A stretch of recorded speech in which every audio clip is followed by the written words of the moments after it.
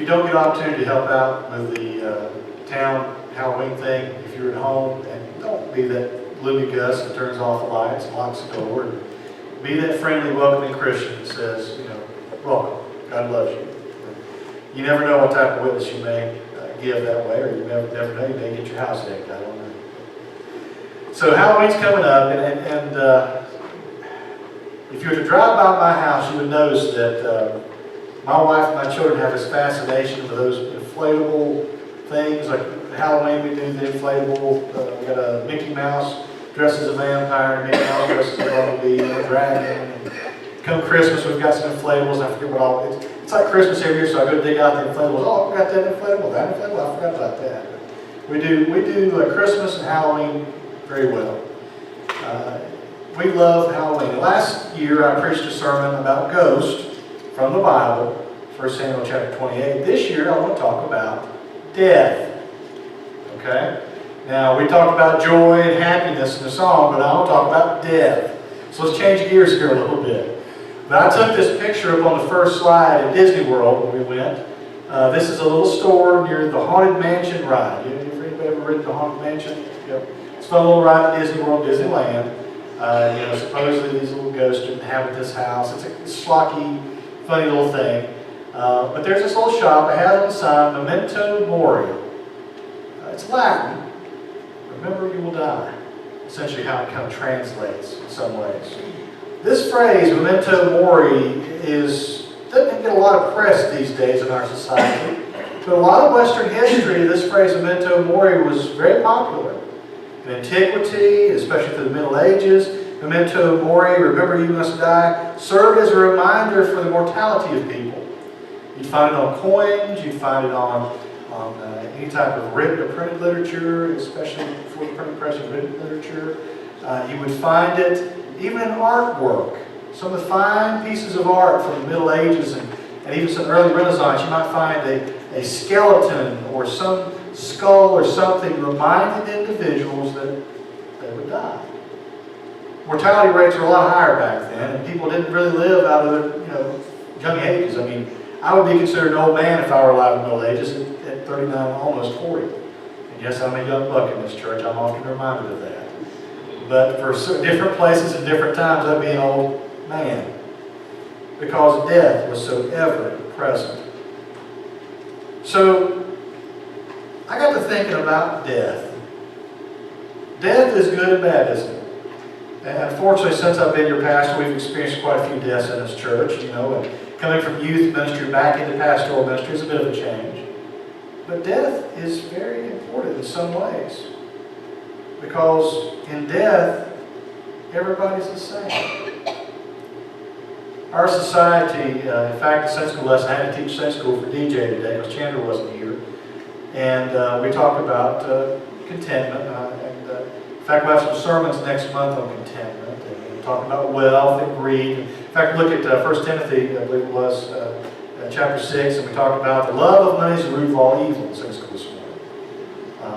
In our society, we live in a society where people really like to flaunt the stuff they've got. People like to dress the nice if they got the money, and people like to show off the money. And people with power like to show off their power and let people know they have power. But with death, we're all equal. We all will die. We'll all end up maybe in the grave or in an urn somewhere, but we will all die. No matter how rich you are, no matter how poor you are, no matter how good looking you are, how healthy you are, or how feeble you are, or maybe sad looking, we will all die.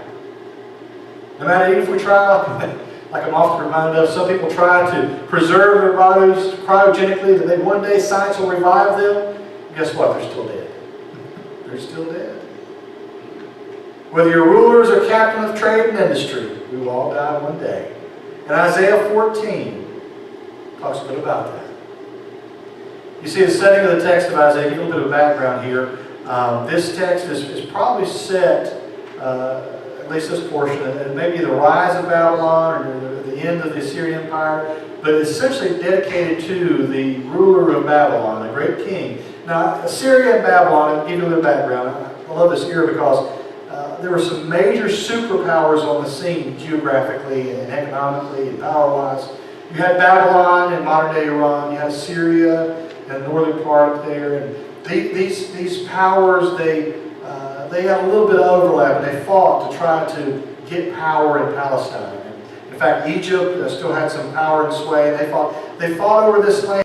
These rulers were powerful, conquering and devouring lands for their betterment, to further their tax base. In fact, we'll talk a little bit about the Babylonians Wednesday night when we begin discussing the book of Daniel, especially the first 6 chapters. But these major empires had these rulers who were very powerful and very, very wealthy. And they were pretty high and exalted and lifted up. But this passage we'll look at today reminds us that even in death, the high and mighty are brought low. You see, death is a great equalizer. No matter how big we are, how small we are, death is an equalizer. Let's read here from Isaiah chapter 14, and we'll look at the verses 9 to 11 to start off with. This is the English Standard Version. Sheol beneath is stirred up to meet you when you come. It rouses the shades to greet you. All who were leaders of the earth, it raises from their thrones all who were kings of the nations. All of them will answer and say to you, you too have become as we. You have become like us. So this imagined scene, this vision, I guess you could say, this imagined scene shows the place of the dead, the abode of the dead, Sheol. Now we may automatically think heaven and hell, but the Old Testament mindset, this era would have thought maybe it's a place of the grave, the abode of the dead, the darkness. But this, no matter what we think of this place is stirred up in this imaginary vision by these shades, these spirits. The same type of thing we find in 1 Samuel 28 with Samuel being called back. Everybody's in a tussle. Everybody's talking about this new figure, this king of Babylon who has died and is coming to them. They're all talking. All who were leaders on the earth. Notice they were leaders on the earth. You know, oftentimes some of the captains of industry and political leaders have their names on buildings and have their names on statues and monuments.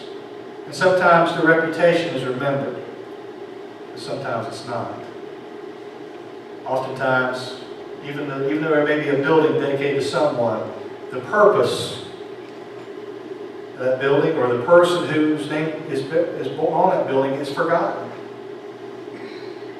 Much like this, these former leaders who have maybe been forgotten, who no longer have power, who have been brought low, they're in a tussle, ready to meet this new person.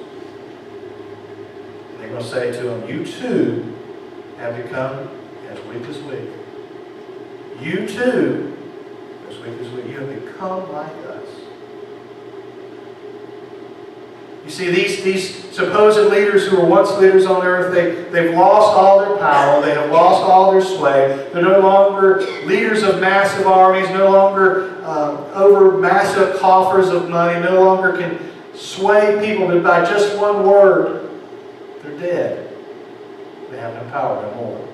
One day the king of Babylon will be like that. He will become like them.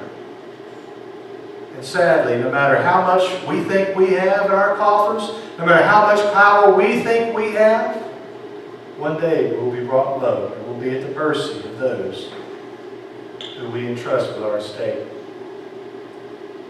You know, it's sad though that families, you often see families at their true character and nature after there's a death in the family, the patriarch or matriarch. Isn't that sad? They're trying to sort out the knots of one's life and estate, brings out the worst in people, fussing and fighting and clawing over things. The person who died has no say. They're gone. They're dead.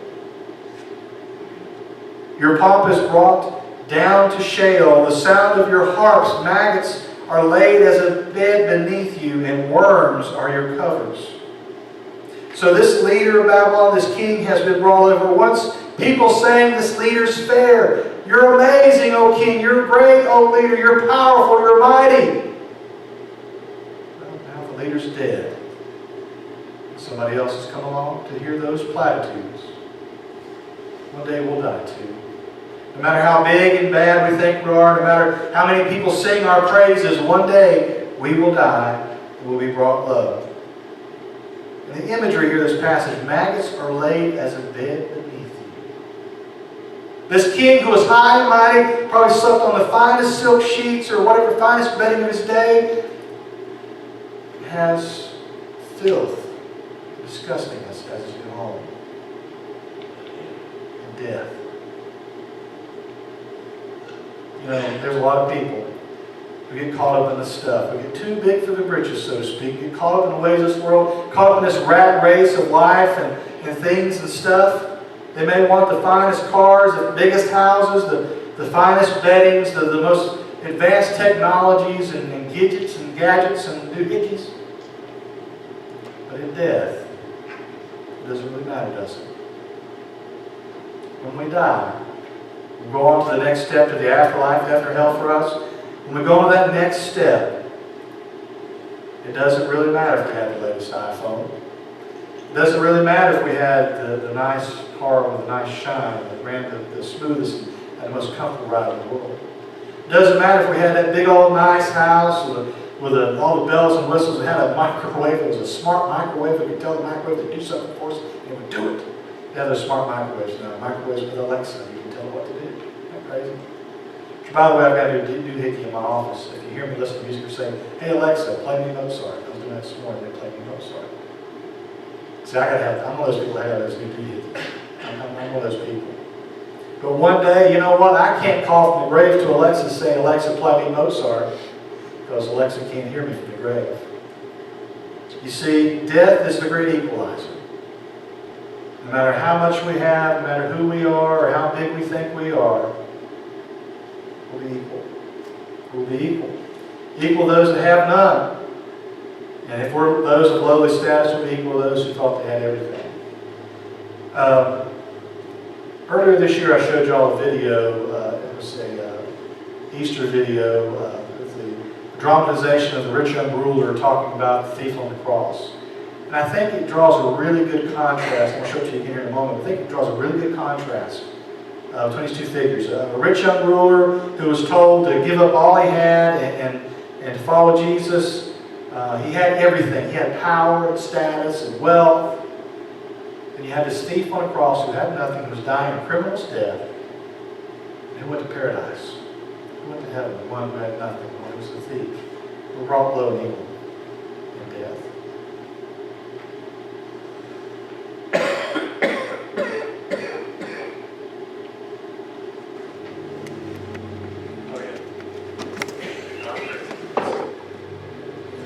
I heard all too well when Jesus told that man, that thief that he was hanging next to.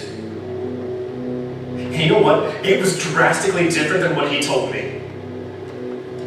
You see, the day that I encountered Jesus, I dropped to my knees right in front of him. He had my respect from the start. You see, I wasn't looking for a handout, okay? I explained to him that I had done the hard work. I just needed to know, was there something that I was missing? Was there some good thing that I needed to do in order to inherit eternal life? And you know,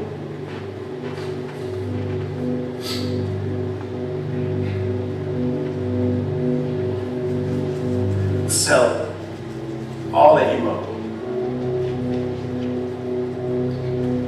That's what Jesus told me. Sell it all, and you'll have treasure in heaven.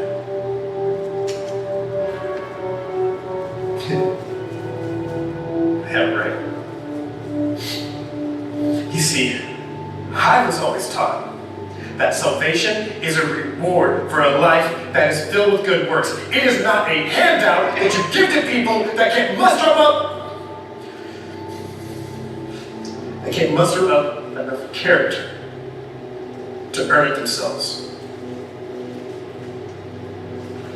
My wealth is a clear indication of the favor that rests upon me from God. I had asked about eternal life, and this disgusting shell of a man, he's the one that gets it? Jesus told him the day he died, he would be in paradise. This this man could bleed a drop of goodness that he had borrowed. No. No, that he had stolen from the righteous man that he's hanging next to. He was a thief, and I'm the one that is treated like I've been robbing God all along.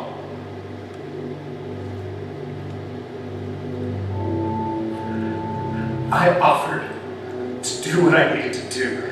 This man offered nothing.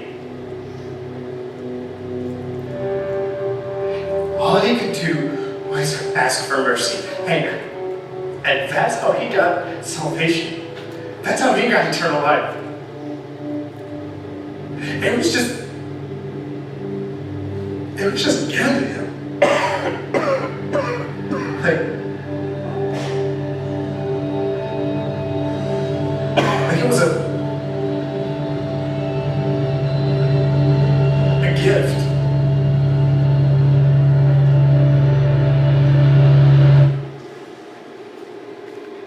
No matter how important we are, no matter how important we think we are, God's grace is a gift, isn't it? You see, the good thing about death as well is it reminds us sometimes we're full of ourselves, doesn't it? You ever met somebody that is so full of themselves they think the world revolves around them? There's some people out there like that. Everything is about them.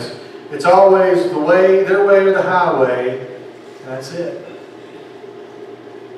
Here's what the king of Babylon may have thought, and it's what's said against him at least. How you are fallen from heaven, O day star, son of dawn. How you are cut down to the ground, you who laid the nations low.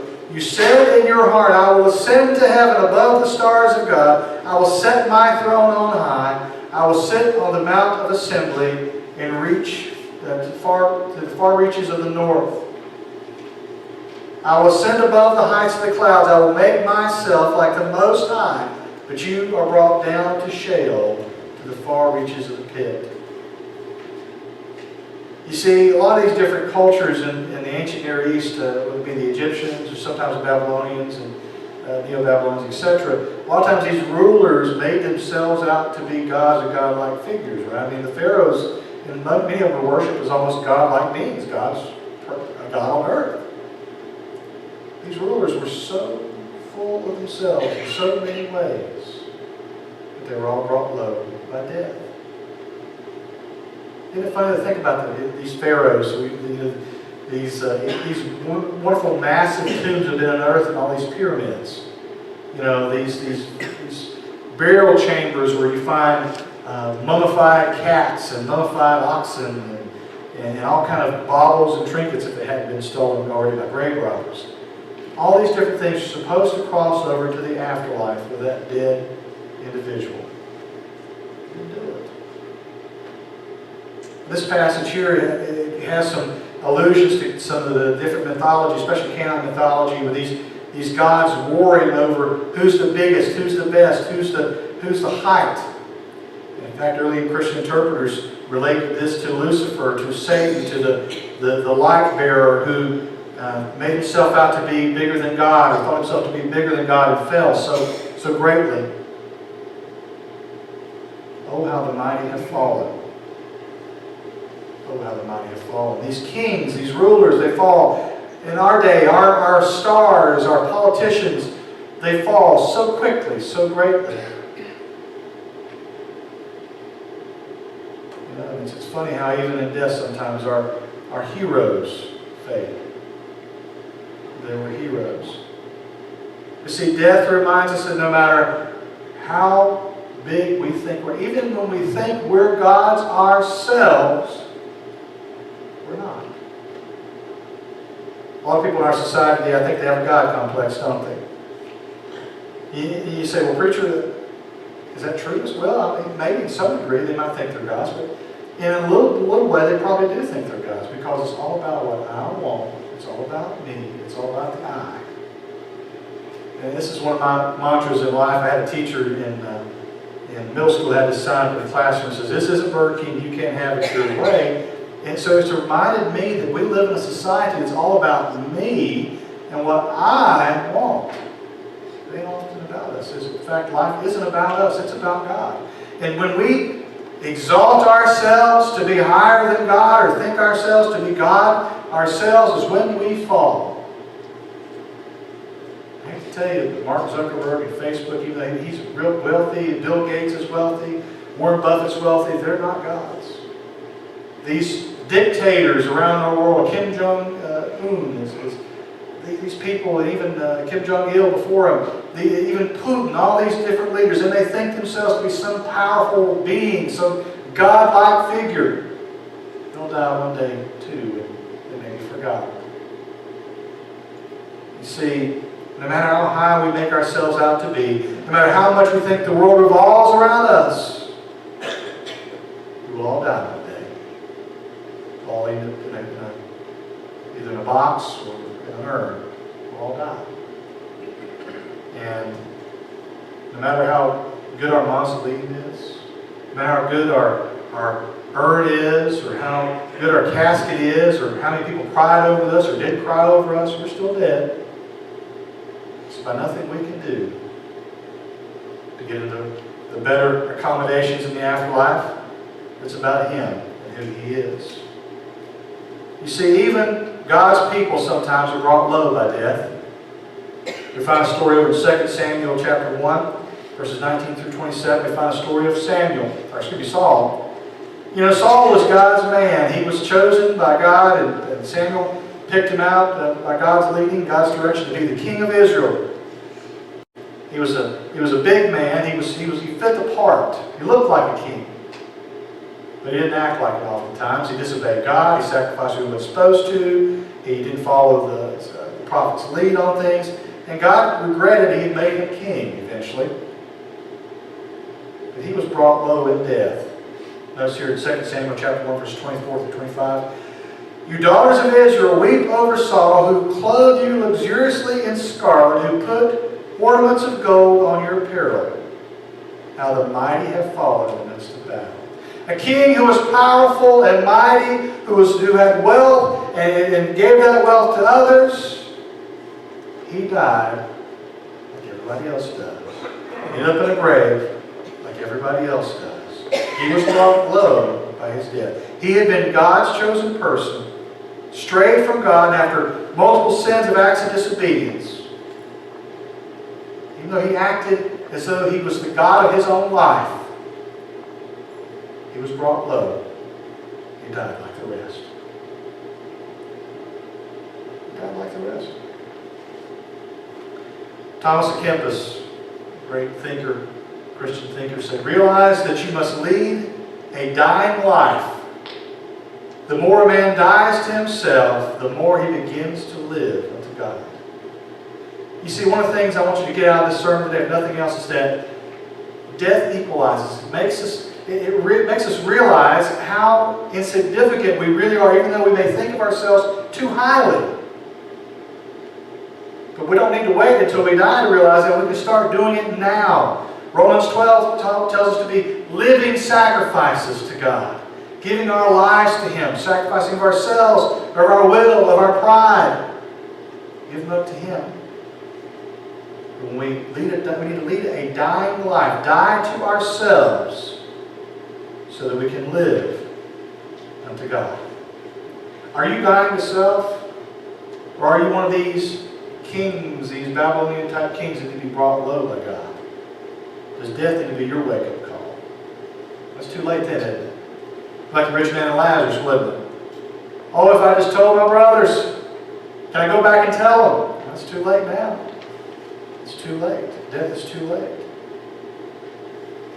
Bernard of Clairvaux, the founders of the great monastic order, excuse me, I'm thinking Benedict, I apologize. Bernard of Clairvaux, a great Christian thinker, says, do not think death far off, so that it come upon you unprepared, while an expectation of long life suddenly leaves you when ill-prepared. You may be twice my age in this congregation today. You may be closer to my age. You may be younger than my age. I don't think there's anybody else here younger than me. Maybe one, right? He's too busy playing with Thomas. But, or two, excuse me. But no matter our age, we need to be ready, don't we? We need to be ready. No matter our status in life. We need to be ready. Are you ready? Because when you get to that judgment throne and they're looking for your name in the Lamb's Book of Life, that's going to be too late, isn't it? Well, I had all this wealth and power on earth. I had this money in the bank. I had this great IRA. I was a supervisor at my job. I owned the company. I was a governor. I was mayor. Those things don't matter one day. What really matters is, do you know Him? Do you know Jesus? Memento Mori. Remember, you will die. Death doesn't have to be far off, as Bernard Clairvaux reminded us. It can come anytime. In fact, one of the great American poets once said, "I could not wait for death, stop for death, so death kindly stopped for me." Death will come one day. Are you ready for death? Are you ready? Or is death going to catch you and humble you, equalize you? Don't be like the rich man and Lazarus, the rich man saying, I wish it should have, could have, would have, should have, could have. Be ready today. Be ready today. Do you know Him? And if you know Him, don't be like Saul and stray from Him. Come back to Him. Commit yourself to Him. Present yourselves as a living sacrifice unto God. Give of yourself to Him. Because whether you want to or not, death is coming. It will humble us all. It will break us down. As musicians come and as we sing today, do you know Him today? Do not turn Him away.